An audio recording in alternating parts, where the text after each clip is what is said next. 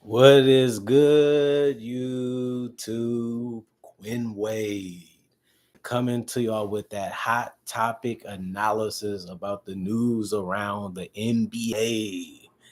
And happy Labor Day to all the grinders out there getting a day off or working a part time day or just enjoying the beautiful weather of the fall that's here now. Let's get right into it for the Milwaukee Bucks people. And obviously, I'm from Wisconsin, Milwaukee, Wisconsin to be exact. The Nasus Antetokounmpo is back. The man is back. The man, the myth, the legend. A guy that a lot of people didn't understand why he was out, but he was injured, and that's a legitimate reason why. And Giannis so far is going to be riding it out with the Bucks at the start of the season. It looks like, and the Nasus is coming to accompany him for a 1 year, $2.9 million deal. This will be a veteran minimum contract for him. And I don't have a problem with it. The Nasus has a legitimate athleticism. He has legitimate size. He can finish around the rim. He can be a decent defender from time to time. But the problem was he missed last season while recovering from a torn Achilles tendon. Prior to that, Antetokounmpo has spent the last 5 seasons with the Bucks, and it just makes sense to bring him back. Antetokounmpo had played in 71 games over the last 2 seasons. He's seen as a valuable locker room presence in Milwaukee and a key to keeping his brother happy and content staying with the Bucks in Milwaukee. Nobody really knows what's Giannis' plan. Nobody really does, because they was making it seem like he should leave or he should want to leave.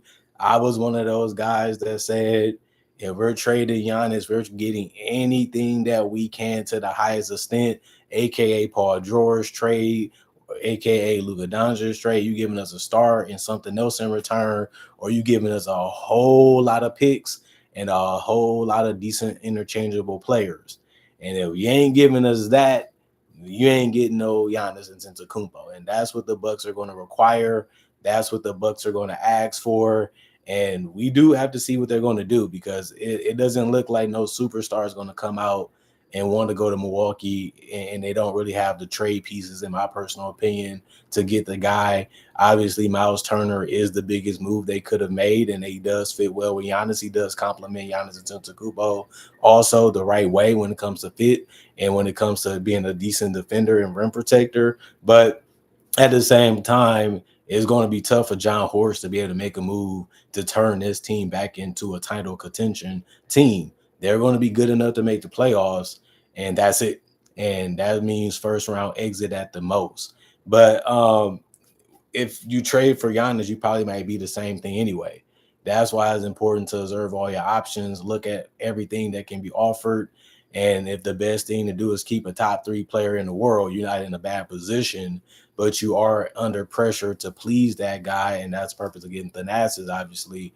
And you are under pressure to try to find a way to make things work, so that way the team can continue to move forward in a positive direction, because you don't really want things to get toxic. You want things to be better, and you want to sell hope and dreams that it can be another championship ride with Giannis. Because if that's not the case, you shouldn't be keeping them. But they got about 1 to 2 years to figure this out. And then Giannis most likely start dropping down from top 3 to top 5 to top 7 to top 10. He's still going to be good the next 3 years if he doesn't get a major injury, which we hope that he doesn't. Obviously, it is part of the game, but you don't want to wish that upon anybody, especially with a guy that plays that hard and really does whatever he can to help the team be in a good position when it comes to winning. Um, Obviously, those are the two biggest topics. The next biggest topic is obviously Dante Exum resigning with the Dallas Mavericks. They didn't really have room to be able to give him a contract, even though he has been playing very good with the Dallas Mavericks. This is a guy that was able to give 8 points on 52, 47, 77 shooting splits, showing you that he's been effective and efficient. Plus, he gives size at that guard position, because he can play the point or the 2, and sometimes he can even play the 3, because he's just that long, that lanky, and that mobile as a big when it comes to guards and wings. he can play multiple positions and he can do multiple things because he can handle the ball. He can shoot a little bit, he can get out in transition. He can make some plays with the ball. When it comes to passing, he can be looked at as a playmaker or a combo guard. But they did have to waive and stretch Oliver Prosper last week to be able to give this spot to Dante Exum. Exum has played for the last 2 seasons with the Mavericks, and he did return from an overseas stint with Barcelona and Partizan.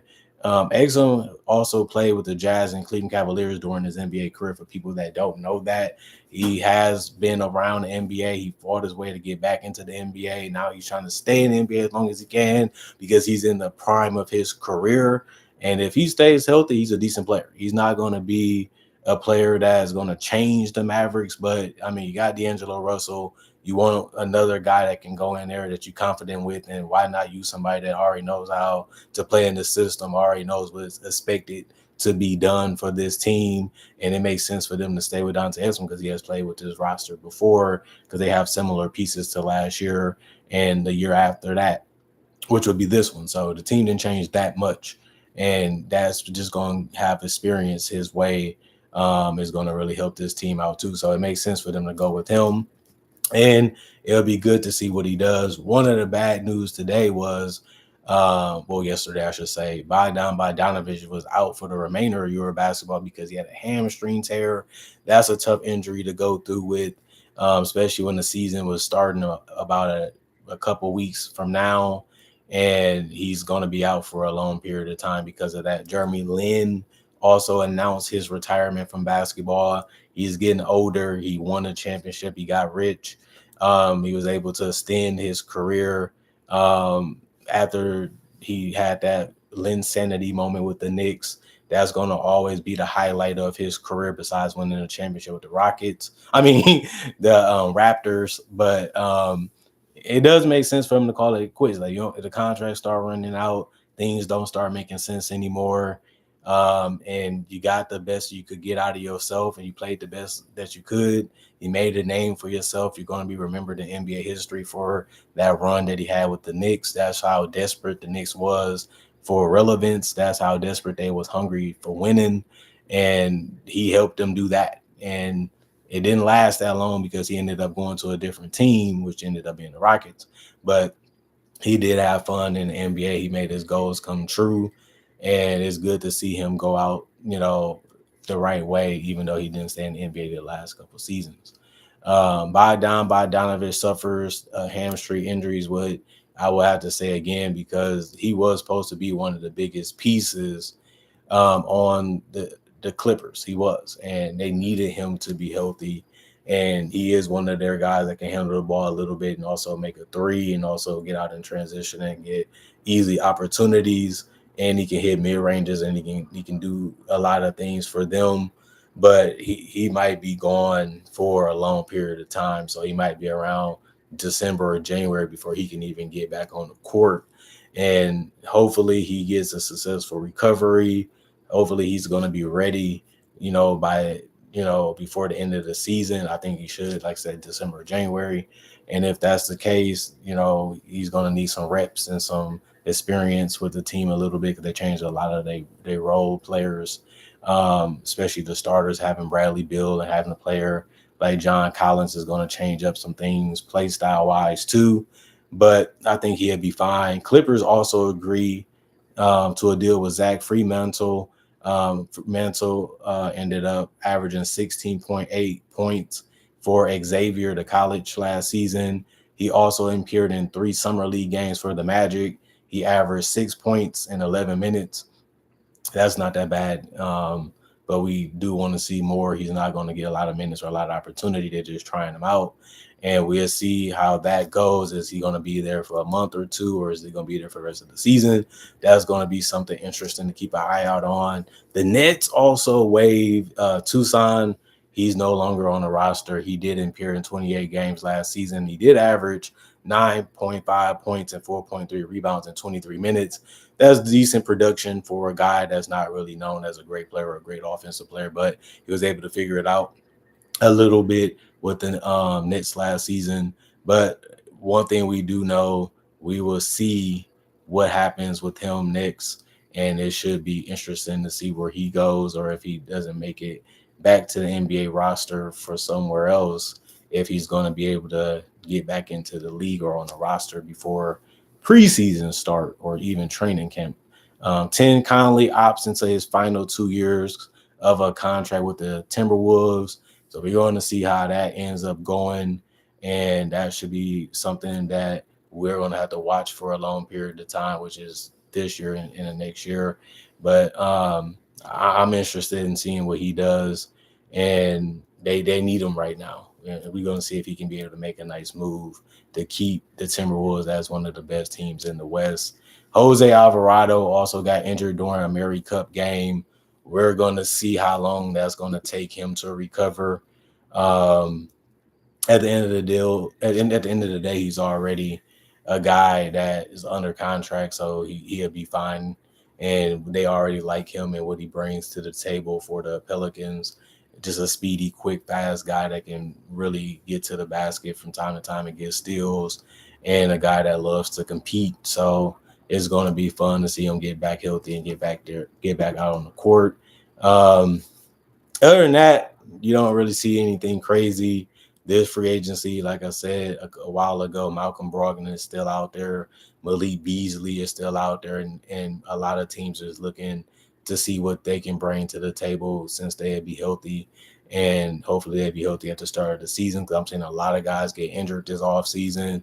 And that's not always a good way to start, because you have to rehab, which means you're not really working on your game as much. So that can be a bad way to start the season for some of these players, because that's what they rather prefer to do. But other than that, is nothing really crazy to talk about when it comes to the NBA. And I will just be wrapping this video up for that reason. Other than that, comment, like, subscribe, share, hit the notification bell for more analysis. And if you need to channel, do conversation video just like this, but about a variety of different NBA only topics. Also do breakdowns of real footage of legends, current legends, rookies, and also future stars. Also do mock draft and draft coverage too. So you love NBA content, you can't get enough, and you want more and more, and you think you have nobody else that can switch it up as much as I do, this will be the channel for you, because I already got over 3,000 videos already on my channel that you can watch and you can enjoy. And on top of that, I upload basically every single day, so you always have something to watch and look forward to when it comes to this channel. And that's always a great thing to give to y'all, because that's the whole purpose of me being a content creator. And I love it, I enjoy it, and I like giving y'all videos that y'all love and enjoy. And all I can say is thank y'all for appreciating the videos that I make and coming back to watch them and making time for me. Thank y'all for supporting me in the past, and then also in the present. Hope y'all continue to support me in the future. And on top of that, thanks for watching. Thanks for checking it out if you didn't want to subscribe. And thanks for liking and doing all those things that I ask of y'all, since y'all usually do it. I ain't really got much to complain about right now. All I can do is say, hopefully I can see you guys later. Y'all stay blessed. Peace. And I'm going for now. Hopefully I can see y'all tomorrow with more content. I'm gone.